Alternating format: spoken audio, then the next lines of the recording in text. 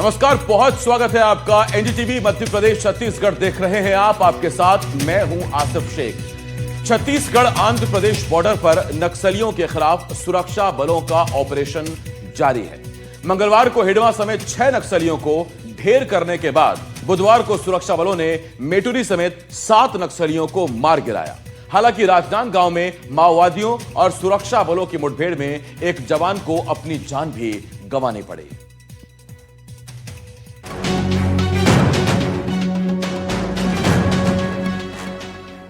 जैसे जैसे नक्सल अंत की तारीख 31 मार्च 2026 करीब आ रही है, नक्सलियों के खिलाफ सुरक्षा बल कहर बनकर टूट रहे हैं। या तो नक्सली डर से सरेंडर कर रहे हैं या फिर मारे जा रहे हैं। गृह मंत्री अमित शाह ने नक्सलियों को एनडीटीवी के मंच से पहले ही चेता दिया था, हथियार नहीं छोड़ोगे तो मारे जाओगे। मैंने तो 2500 बार कहा है कि भाई हथियार डाल दो, मेन स्ट्रीम में आ जाओ। ये कहाँ हथियार डालने वाले हैं सर? ये नहीं डालेंगे हथियार। वो आप मिले हो हिडमा तो मुझे मैं तो नहीं मिला, मैं तो सिर्फ ढेर सारे लोगों ने डाले हथियार। मैं तो आशा करता हूं अगर नहीं डालेंगे तो हमारा अभियान चालू है। जिसके हाथ में हथियार है पुलिस उस पर कार्यवाही करेगी। ढेर सारे लोगों को न्यूट्रलाइज किया है, ये काम भी चालू ही रहेगा। यही वजह है कि मंगलवार के बाद बुधवार को भी आंध्र प्रदेश के जंगलों में सुरक्षा बलों का लाल आतंक के खिलाफ ऑपरेशन जारी रहा। एंटी नक्सल ऑपरेशन के तहत सुरक्षा बलों ने आंध्र प्रदेश में 24 घंटे के अंदर नक्सलियों के खिलाफ दूसरी बड़ी सफलता हासिल की। आंध्र प्रदेश के मारे डुमिल्ली इलाके में सुरक्षा बलों और नक्सलियों के बीच मुठभेड़ में 7 नक्सली ढेर हो गए। मारे गए नक्सलियों में 4 पुरुष और 3 महिला नक्सलियों में मेटुरी जोगा राव उर्फ शंकर भी शामिल है। मारे गए नक्सलियों से 2 AK-47 समेत 8 हथियार बरामद किए गए। अब आपको बताते हैं कि मेटुरी जोगा राव उर्फ शंकर है कौन। नक्सलियों में संगठन का टॉप आईडी एक्सपर्ट है। Andhra Odisha border special zonal committee का सदस्य है। हथियार निर्माण और संचार प्रणाली में माहिर है। विस्फोटक उपकरणों की डिजाइनिंग में माहिर है। तकनीकी संचालन का सबसे बड़ा जिम्मेदार माना जाता है। संगठन की टेक्निकल रीढ़ माना जाता था मेटुरी। एक तरफ जंगलों में सुरक्षा बल नक्सलियों पर कहर बनकर टूट रहे हैं, तो दूसरी तरफ आंध्र प्रदेश की विजयवाड़ा पुलिस भी लगातार कार्रवाई कर रही है। आंध्र प्रदेश के 5 जिलों से 50 माओवादियों को गिरफ्तार किया गया। गिरफ्तार नक्सलियों से भारी मात्रा में हथियार बरामद किए गए। छत्तीसगढ़ और आंध्र प्रदेश बॉर्डर पर सुरक्षा बलों का एक्शन नजर आया, जहां बीजापुर के 28 नक्सली गिरफ्तार किए गए, जबकि सुकमा के 21 नक्सलियों को गिरफ्तार किया गया। नारायणपुर का 1 नक्सली गिरफ्तार हुआ। 3 SZCM समेत 50 नक्सलियों की गिरफ्तारी की गई।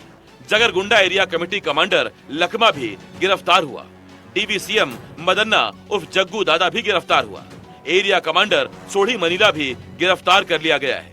5 DVCM, 19 ACM मेंबर और 23 पार्टी मेंबर गिरफ्तार किए गए हैं। 50 members Maoists have been arrested. 50 members NTR district, Krishna district, Eluru, Kakinada, Konasima 5 districts నుంచి అరెస్ట్ చేయడం జరిగింది। इस बीच पूर्व नक्सली सोनू दादा ने हिडमा के मारे जाने के बाद नक्सलियों से हथियार डालने की अपील की है। साथ ही संविधान के हिसाब से बात रखने को कहा है और सरेंडर करने के लिए फोन नंबर भी जारी किया है। आप तमाम लोग इस विषय पर सोचने के लिए मैं अनुरोध कर रहा हूं। इससे पहले भी मैं आपके लिए ये संदेश दिया था और आज भी दे रहा हूं।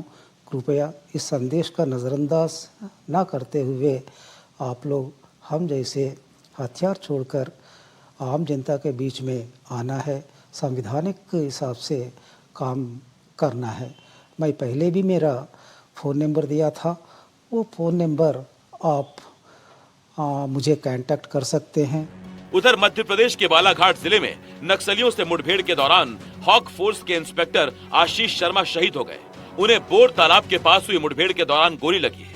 घायल अवस्था में उन्हें अस्पताल ले जाया गया, जहां डॉक्टरों ने उन्हें मृत घोषित कर दिया। आप सभी जान रहे हैं अभी नक्सलियों को मुठभेड़ अभी चल ही रहा है और कौहा पानी जो है यहाँ पे बोर तालाब के पास पे, वहाँ पे भी नक्सलियों का मुठभेड़ अभी जारी है, ऐसा सुनने में आया है। बहुत से नक्सलियों को मारना और अभी एक नक्सली के जो सरदार थे क्या हिडम्मा, उनका भी देहांत जैसे ही सुनने में आया तो पूरे तरफ अभी नक्सलियों का थोड़ा सा आक्रोश नज़र आ रहा है। और ये आईटीबीपी के कैंप में जहाँ पे है वहाँ पे भी मुठभेड़ चल ही रहा है और उसमें एक जवान जो है वीर गति को भी प्राप्त हो चुका है। मृतक इंस्पेक्टर आशीष शर्मा 3 राज्यों मध्य प्रदेश, महाराष्ट्र और छत्तीसगढ़ की संयुक्त नक्सल उन्मूलन टीम का नेतृत्व कर रहे थे। आशीष शर्मा मूल रूप से मध्य प्रदेश के नरसिंहपुर के गाडरवारा के रहने वाले थे। उनका चयन 2016 में सब इंस्पेक्टर पद पर हुआ था। इससे पहले वो इंटेलिजेंस में आरक्षक के रूप में सेवाएं दे रहे थे। एनडीटीवी के लिए ब्यूरो रिपोर्ट। 76 जवानों की जान लेने वाला खूंखार नक्सली माडवी हिडमा को सुरक्षा बलों ने मंगलवार को मार गिराया। हिडमा के मारे जाने के बाद उसके गांव में सन्नाटा पसरा हुआ है। एनडीटीवी की टीम जब उसके गांव पहुंची तो कैसा था, वहां की तस्वीरें कैसी थी, इस रिपोर्ट में देखिए।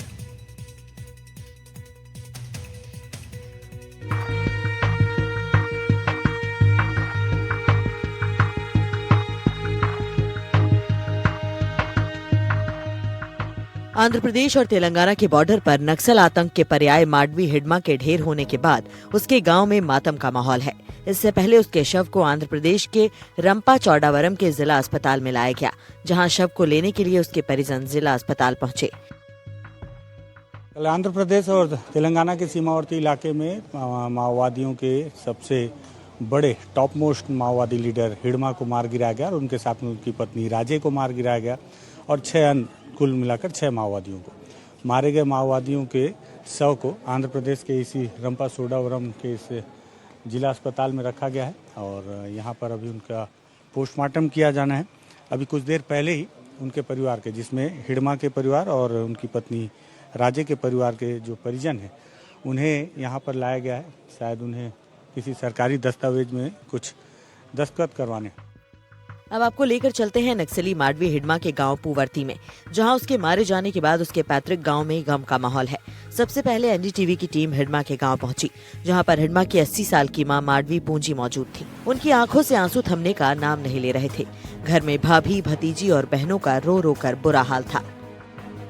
इस वक्त मैं माडवी हिडमा के पैतृक गांव पूवर्ती में हूं और ये पूवर्ती का जो पीछे का जो घर दिख रहा है, ये हिडमा के बड़े भाई का घर है।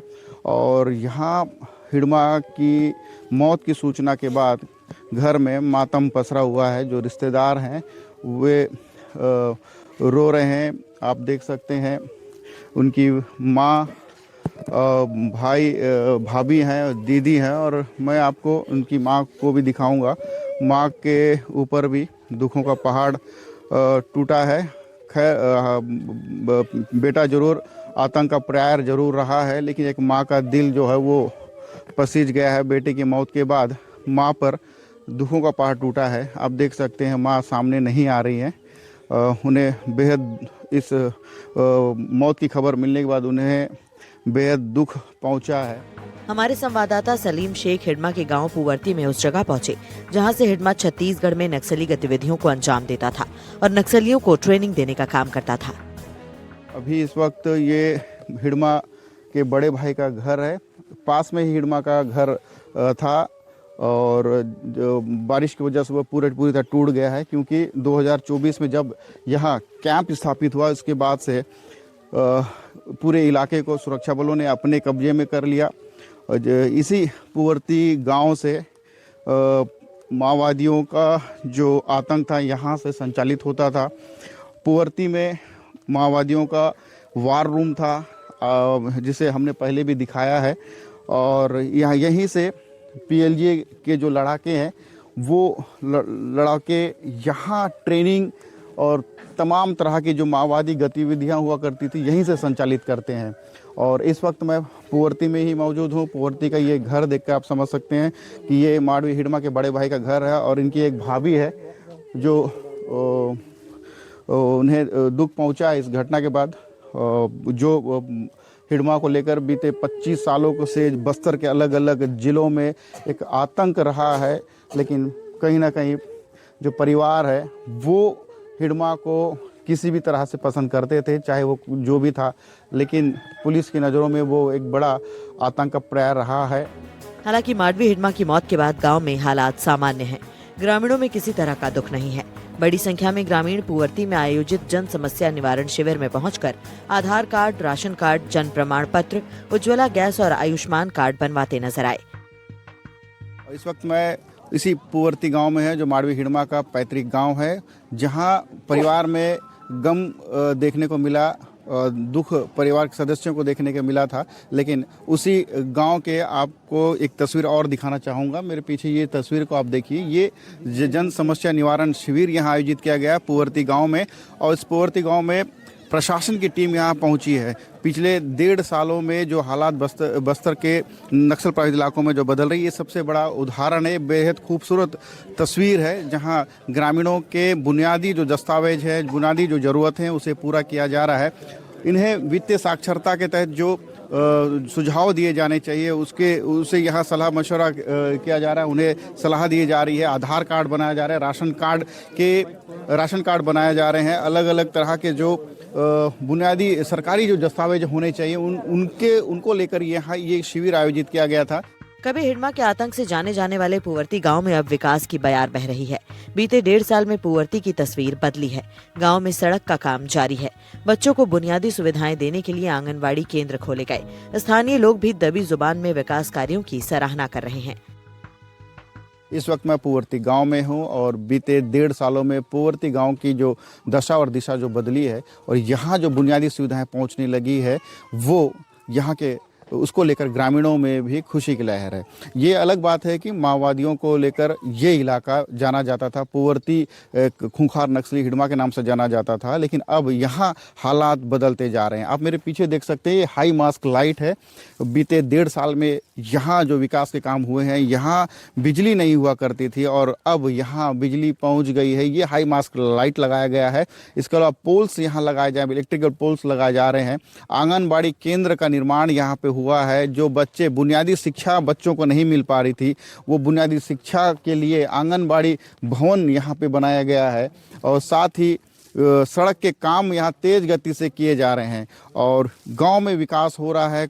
खूंखार नक्सली हिडमा के नाम से ये गांव जाना जाता है। गांव में अब जन समस्या निवारण शिविर भी देखने को मिला है, और बीते 2 दिनों से यहाँ ग्रामीणों की समस्याएं सुनी जा रही हैं। प्रशासन के अधिकारी यहाँ पहुँचे हुए हैं, कुछ ग्रामीण भी हैं यहाँ, इनसे बात करते हैं, और आंगनबाड़ी कार्यकर्ता हैं, कोशिश करते हैं कि यहाँ अब कैसे हालात हैं। जी, आपका क्या नाम है जी? सोडी संगीता है सर। क्या है आप? जी, आंगनबाड़ी कार्यकर्ता हैं। तो आंगनबाड़ी भवन यहाँ कब बना है?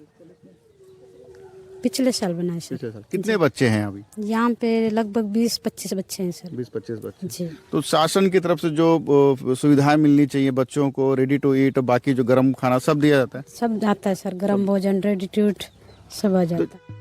माडवी हिडमा को जवानों ने मार गिराया है, लेकिन गांव में जिस तरह से माहौल है, उससे साफ है कि हिडमा के जाने से इस गांव में किसी को कोई फर्क नहीं पड़ रहा है। इससे साफ है कि बुरे काम का बुरा ही नतीजा है, जैसे हिडमा का हुआ।